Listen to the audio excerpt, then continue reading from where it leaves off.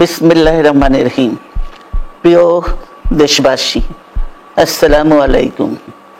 রক্তস্নাত July August 1 বছর পর আমাদের মাঝে ফিরে এসেছে।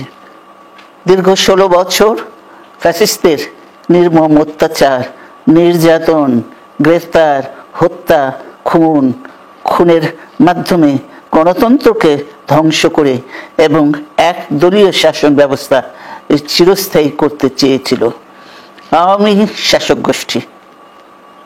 ছাত্র জনতার সম্মিলিত অভ্যুত্থানের মধ্য দিয়ে ফ্যাসিবাদদের পতন ঘটেছে। সুযোগ সৃষ্টি হয়েছে নতুন করে বাংলাদেশকে গড়বার। এই আন্দোলনে যারা শহীদ হয়েছেন তাদের জানাচ্ছি আন্তরিক শ্রদ্ধা, আহতদের সমবেদনা। তাদের এই আত্মত্যাগ জাতি চিরকাল মনে রাখবে।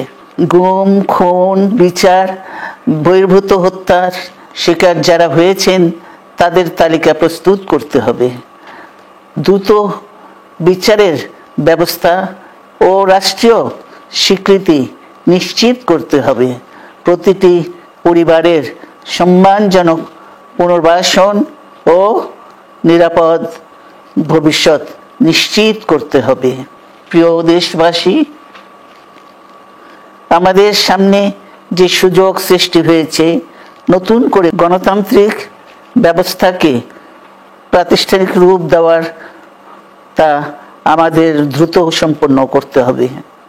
কর্মসংস্থান সৃষ্টি করতে হবে, জনগণের নিরাপত্তা নিশ্চিত করতে হবে। সর্বোপরি বাংলাদেশের স্বাধীনতা, সার্বভৌমত্বকে রক্ষা করতে হবে যে কোনো মূল্যে। বীরের এই রক্তস্রোত, মায়ের অশ্রুধারা যেন বৃথা না যায় তা নিশ্চিত করতে হবে।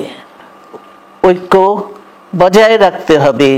আসুন আমরা সবাই মিলে শহীদ জিয়ার স্বপ্নকে বাস্তবায়িত করি কোটি মানুষের নতুন বাংলাদেশের নির্মাণের স্বপ্নকে।